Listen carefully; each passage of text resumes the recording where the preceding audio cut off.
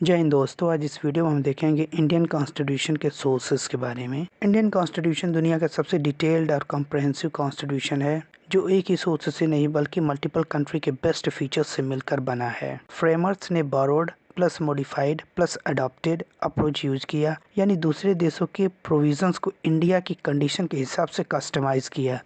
आइए चलिए देखते हैं। पहला source, government of India act 1935। Indian constitution का सबसे बड़ा source government of India act 1935 माना जाता है। फ्रेमर्स ने इस एक्ट के एडमिनिस्ट्रेटिव और स्ट्रक्चरल फीचर को अडॉप्ट और मॉडिफाई करके कॉन्स्टिट्यूशन में इंक्लूड किए। Federal structure, government of India act 1935 से इंडिया ने फेडरल स्ट्रक्चर का कंसेप्ट लिया, जिसमें पावर सेंटर और स्टेट के बीच में डिवाइड किए गए हैं। ये सिस्टम बाद में कॉन्स्टिट्यूशन में डिफाइन हुए, जहां यूनियन और स्टेट के रिलेशन क्लियरली डिफाइन किए गए हैं। Office of governor, state level पर गवर्नर का पोस्ट भी इसी एक्ट से लिया गया है। गवर्नर स्टेट का कॉन्स्टिट्यूशनल हेड होता है और सेंटर का रिप्रेजेंटेटिव भी माना जाता है। बाइकैमरल लेजिस्लेचर, इस एक्ट से बाइकैमरल का कंसेप्ट लिया गया है, स्पेशली सेंटर और कुछ स्टेट में। Public service commission, government of India act से पब्लिक सर्विस कमीशन का कंसेप्ट भी लिया गया है जो गवर्नमेंट जॉब के लिए रिक्रूटमेंट करता है। इमरजेंसी प्रोविजन, इमरजेंसी का कंसेप्ट भी इसी एक्ट से इंस्पायर्ड है, जहां सेंटर को स्पेशल पावर मिलती है क्राइसिस सिचुएशन में। Administrative detailed and bureaucracy, constitution के बहुत सारे एडमिनिस्ट्रेटिव प्रोविज़न जैसे civil services, bureaucracy structure directly इसी एक्ट से लिए गए हैं। Federal court, government of India act 1935 ने फेडरल कोर्ट इस्टेब्लिश किया था, जो बाद में इवॉल्व होकर सुप्रीम कोर्ट ऑफ इंडिया बना। एक लाइन में समराइज करें इसको, गवर्नमेंट ऑफ इंडिया एक्ट 1935 ने कॉन्स्टिट्यूशन को बेसिक एडमिनिस्ट्रेटिव फ्रेमवर्क दिया, जिसे बाद में डेमोक्रेटिक और मॉडर्न वैल्यू के साथ मॉडिफाई किया गया। अब बात करते हैं ब्रिटिश कॉन्स्टिट्यूशन यूके से क्या क्या लिया गया है। इंडियन कॉन्स्टिट्यूशन ने ब्रिटिश कॉन्स्टिट्यूशन से काफ़ी इंपॉर्टेंट फीचर्स बोरो किए हैं, क्योंकि इंडिया पर ब्रिटिश रूल का लॉन्ग हिस्टोरिकल इन्फ्लुएंस रहा। फ्रेमर्स ने यूके के टेस्टेड पार्लियामेंट्री सिस्टम को अडॉप्ट किया और उससे इंडियन कंडीशन के हिसाब से मॉडिफाई किया। पार्लियामेंट्री सिस्टम गवर्नमेंट, इंडिया ने यूके से parliamentary form of government adopt किए, जहां एग्जीक्यूटिव लेजिस्लेचर के प्रति रिस्पॉन्सिबल होता है। इसमें प्राइम मिनिस्टर और council of minister real exercise करते हैं जब प्रेसिडेंट नॉमिनल हेड हो जाता है, जबकि प्रेसिडेंट नॉमिनल हेड होते हैं। रूल ऑफ लॉ, यूके से रूल ऑफ लॉ का कंसेप्ट लिया गया, जिसका मतलब है कि लॉ सब पर इक्वली अप्लाई होता है, चाहे आम सिटीजन हो या गवर्नमेंट अथॉरिटी। कोई भी व्यक्ति लॉ से ऊपर नहीं है। लेजिस्लेटिव प्रोसीजर, पार्लियामेंट के काम करने का तरीका जैसे लॉ मेकिंग प्रोसीजर यूके से ही इंस्पायर्ड है। सिंगल सिटीजनशिप, इंडिया ने यूके की तरह सिंगल सिटीजनशिप का कंसेप्ट अडॉप्ट किया, यानी हर सिटीजन सिर्फ इंडियन सिटीजन होता है, अलग अलग स्टेट की सिटीजनशिप नहीं होती है। कैबिनेट सिस्टम, यूके से कैबिनेट सिस्टम लिया गया है, जहां council of minister collectively parliament के प्रति रिस्पॉन्सिबल होती है। प्राइम मिनिस्टर इस सिस्टम का हेड होता है। प्रीरोगेटिव राइट्स, यूके से रिट सिस्टम का कंसेप्ट भी लिया गया है, जैसे हैबेस कॉर्पस मैंडेमस, जो कोर्ट को पावर देता है कि वो सिटीजन्स के राइट प्रोटेक्ट करे। इंडियन कॉन्स्टिट्यूशन ने यूके से पार्लियामेंट्री सिस्टम और रूल ऑफ लॉ जैसे डेमोक्रेटिक फीचर्स अडॉप्ट किए, जो गवर्नेंस को स्टेबल और अकाउंटेबल बनाते हैं। अब बात करते हैं यूएसए के कॉन्स्टिट्यूशन से क्या क्या लिया गया है।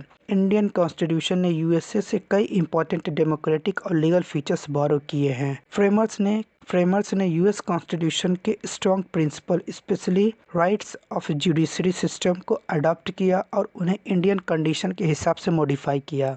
फंडामेंटल राइट्स, इंडिया ने यूएसए से फंडामेंटल राइट का कंसेप्ट लिया है, जो सिटीजन को बेसिक फ्रीडम और प्रोटेक्शन देता है। यह राइट कॉन्स्टिट्यूशन के पार्ट 3 में दिया गया है और स्टेट के अगेंस्ट इन्फोर्सेबल है। जुडिशियल रिव्यू, यूएसए से इंडिया ने जुडिशियल रिव्यू का कंसेप्ट अडॉप्ट किया, जिसमें कोर्ट को पावर होता है कि वो लॉ को चेक करे और अगर कोई कॉन्स्टिट्यूशन के अगेंस्ट हो तो उन्हें इनवैलिड करे।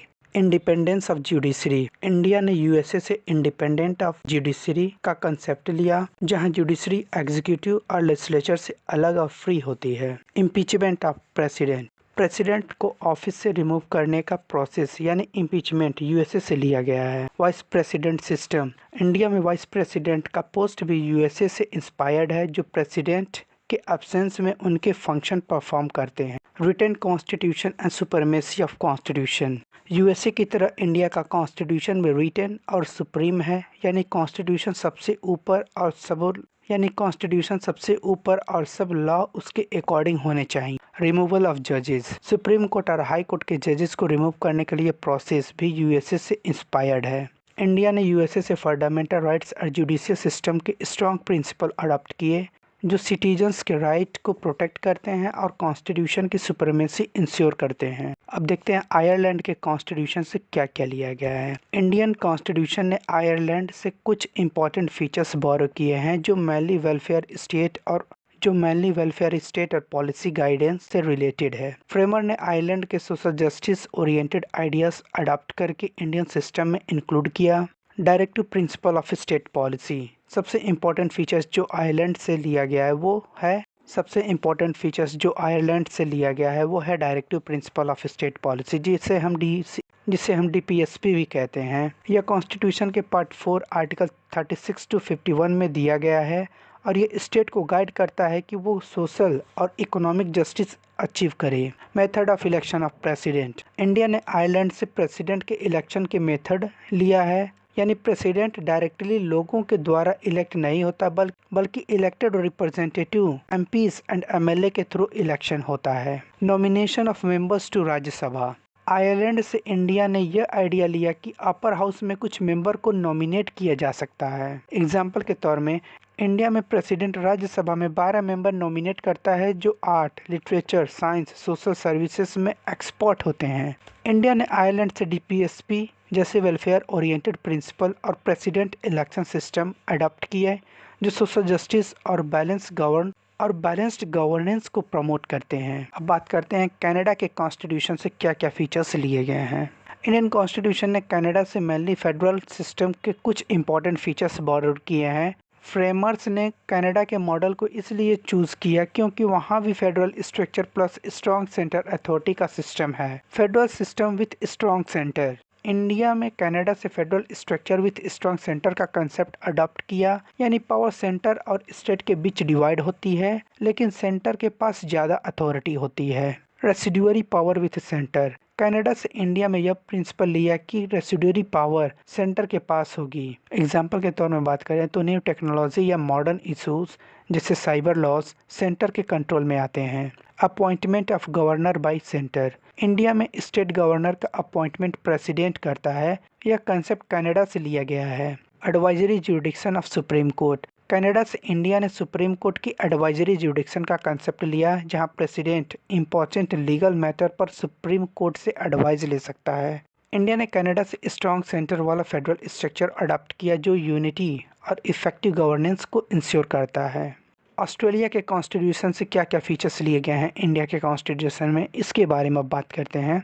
इंडियन कॉन्स्टिट्यूशन ने ऑस्ट्रेलिया से कुछ इंपॉर्टेंट फेडरल और इकोनॉमिक फीचर्स बोरोड किए हैं। फ्रेमर्स ने ऑस्ट्रेलिया के मॉडल को अडॉप्ट किया क्योंकि वहाँ federal structure plus coordination between centre and state के बैलेंस्ड सिस्टम है। Concurrent list. इंडिया ने ऑस्ट्रेलिया से कंकरेंट लिस्ट का कंसेप्ट लिया जिसमें कुछ सब्जेक्ट पर सेंटर और स्टेट दोनों लॉ बना सकते हैं। यह कोऑर्डिनेशन और फ्लेक्सिबिलिटी प्रोवाइड करता है। Freedom of trade and commerce. Australia से इंडिया ने इंटर स्टेट ट्रेड और कॉमर्स की फ्रीडम का कंसेप्ट अडॉप्ट किया। इसका मतलब है कि स्टेट के बीच गुड और सर्विस का मूवमेंट फ्रीली हो सकता है। Joint sitting of parliament. Australia से इंडिया ने ज्वाइंट सिटिंग का कंसेप्ट लिया जिसमें अगर लोकसभा और राज्यसभा के बीच किसी भी बिल पर डेडलॉक हो जाए तो दोनों हाउस एक साथ बैठकर डिसीजन ले सकते हैं। इंडिया ने ऑस्ट्रेलिया से कोऑपरेटिव फेडरलिज्म के फीचर्स लिए जो सेंटर और स्टेट के बीच कोऑर्डिनेशन और स्मूथ गवर्नेंस इंश्योर करते हैं। अब बात करते हैं जर्मनी के कॉन्स्टिट्यूशन से भारत के कॉन्स्टिट्यूशन में कौन कौन से फीचर्स लिए गए हैं। इंडियन कॉन्स्टिट्यूशन ने जर्मनी से मेनली इमरजेंसी प्रोविजन का कंसेप्ट बोरोड किया। फ्रेमर ने जर्मनी के मॉडल को स्टडी करके समझा कि क्राइसिस सिचुएशन में स्ट्रॉन्ग सेंटर पावर की जरूरत होती है। Emergency provision. सबसे इम्पोर्टेंट फीचर्स जो जर्मनी से लिया गया है वो है इमरजेंसी प्रोविजन। इसके अंदर स्टेट को स्पेशल पावर मिलती है जो देश में वार, एक्सटर्नल एग्रेशन, इंटरनल डिस्टरबेंस या फाइनेंशियल क्राइसिस हो। इमरजेंसी के टाइम सेंटर ज़्यादा पावरफुल हो जाता है और normal federal structure temporary change हो सकता है। एग्जाम्पल के तौर में नेशनल इमरजेंसी आर्टिकल 352 के टाइम सेंटर स्टेट पर ज़्यादा कंट्रोल ले देता है और फंडामेंटल राइट पर भी रिस्ट्रिक्शन लग सकते हैं। Suspension of fundamental rights. Germany से यह कंसेप्ट भी लिया गया है कि इमरजेंसी के दौरान कुछ फंडामेंटल राइट्स सस्पेंड किए जा सकते हैं। यह स्टेप नेशनल सिक्योरिटी और स्टेबिलिटी के लिए लिया जाता है। इंडिया ने जर्मनी से इमरजेंसी प्रोविजन अडॉप्ट किए जिससे क्राइसिस सिचुएशन में स्ट्रॉन्ग और सेंट्रलाइज्ड डिसीजन मेकिंग पॉसिबल हो सके। अब बात करते हैं यूएसएसआर, जिसे हम रसिया के नाम से जानते हैं, कि वहाँ से कौन कौन से फीचर्स बॉरोड किए गए हैं। इंडियन कॉन्स्टिट्यूशन ने USSR union of Soviet socialist Republic से कुछ important socialist oriented features borrowed किए हैं। फ्रेमर्स ने यूएसएसआर के मॉडल को इंस्पायरेशन लेकर इंडियन सिस्टम में सोशल जस्टिस और सिटीजन की रिस्पॉन्सिबिलिटी को स्ट्रेंथन किया। Fundamental duties. सबसे इम्पोर्टेंट फीचर जो यूएसएसआर से लिया गया है वो है फंडामेंटल ड्यूटीज। यह कॉन्स्टिट्यूशन के पार्ट 4A आर्टिकल 51A में दिया गया है और सिटीजन्स के लिए मोरल रिस्पॉन्सिबिलिटी डिफाइन करते हैं। ये टोटल 11 फंडामेंटल राइट्स हैं। इनिशियली 10 थे लेकिन एक ऐड किया गया था। Idea of socialism. इंडिया ने यूएसएसआर से सोशलिस्ट आइडियोलॉजी का कंसेप्ट भी अडॉप्ट किया जिसका एम है इकोनॉमिक इक्वालिटी और वेलफेयर स्टेट इस्टेब्लिश करना। इसलिए प्रियम्बल में सोशलिस्ट वर्ड ऐड किया गया 42nd अमेंडमेंट 1976 में। Planning system 5 year plan. USSR से इंडिया में इकोनॉमिक प्लानिंग का आइडिया भी इनडायरेक्टली अडॉप्ट किया जिसमें गवर्नमेंट प्लान्ड डेवलपमेंट के थ्रू इकोनॉमिक को ग्रो करती है। इंडिया ने यूएसएसआर से फंडामेंटल ड्यूटीज और सोशलिस्ट आइडिया अडॉप्ट किए जो सोशल जस्टिस और कलेक्टिव रिस्पॉन्सिबिलिटी को प्रमोट करते हैं। अब बात करते हैं फ्रेंच कॉन्स्टिट्यूशन से कौन कौन से फीचर्स इंडिया के कॉन्स्टिट्यूशन में लिए गए हैं। इंडियन कॉन्स्टिट्यूशन ने फ्रेंच से मेनली आइडियोलॉजिकल वैल्यूज बॉरोड किए हैं जो डेमोक्रेसी और ह्यूमन राइट को स्ट्रेंथन करते हैं। ये आइडिया फ्रेंच रेवोल्यूशन 1789 से आए जहाँ फ्रीडम, इक्वालिटी और ब्रदरहुड पर एम्फेसाइज दिया गया। सबसे इम्पोर्टेंट फीचर्स जो फ्रांस से लिया गया है वो है लिबर्टी, इक्वालिटी, फर्टर्निटी का कंसेप्ट। ये वैल्यू इंडियन कॉन्स्टिट्यूशन के प्रियम्बल में क्लियरली मेंशन है। यह डेमोक्रेसी का कोर बेस है। लिबर्टी इसका मतलब होता है freedom of thought, expression, belief. Equality सबके लिए इक्वल स्टेटस और अपॉर्चुनिटी। फर्टर्निटी यूनिटी और brotherhood among the citizen.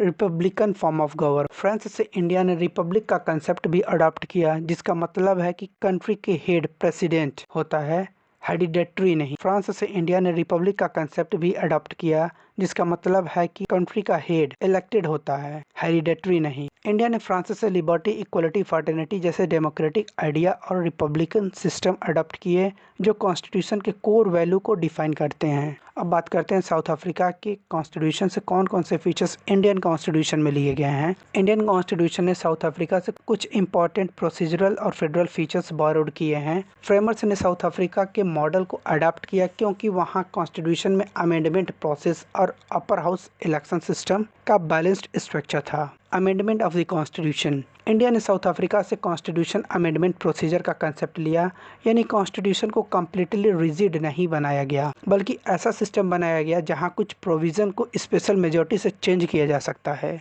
Election of Rajya Sabha member. South Africa से इंडिया में नए मेथड लिए गए कि अपर हाउस के मेंबर इनडायरेक्ट इलेक्शन से सेलेक्ट होंगे। यह इलेक्शन स्टेट लेजिस्लेटिव असेंबली के इलेक्टेड मेंबर के थ्रू होता है। इंडिया ने साउथ अफ्रीका से अमेंडमेंट प्रोसेस और राज्यसभा इलेक्शन सिस्टम अडॉप्ट किया जो फ्लेक्सिबिलिटी और फेडरल रिप्रेजेंटेशन को स्ट्रॉन्ग बनाता है। अब बात करते हैं जापान के कॉन्स्टिट्यूशन से इंडिया के कॉन्स्टिट्यूशन में कौन कौन से फीचर्स बॉरोड किए गए हैं। इंडियन कॉन्स्टिट्यूशन ने जापान से कुछ स्पेसिफिक लीगल कंसेप्ट बॉरोड किए हैं। फ्रेमर्स ने जापानीज कॉन्स्टिट्यूशन के कुछ प्रैक्टिकल जुडिशियल आइडिया को अडॉप्ट किया और उन्हें इंडियन सिस्टम में इंक्लूड किया। Procedure established by law. सबसे इम्पोर्टेंट फीचर्स जो जापान से लिया गया है वो है प्रोसीजर इस्टेब्लिश्ड बाय लॉ का कंसेप्ट। ये article 21 right to life and personal liberty में इनडायरेक्टली रिफ्लेक्ट होता है। इसका मतलब है कि अगर स्टेट किसी व्यक्ति की लिबर्टी को रेस्ट्रिक्ट करता है तो लॉ के अकॉर्डिंग होना चाहिए। ये रहा इंडियन कॉन्स्टिट्यूशन के सोर्सेज के बारे में। Thank you.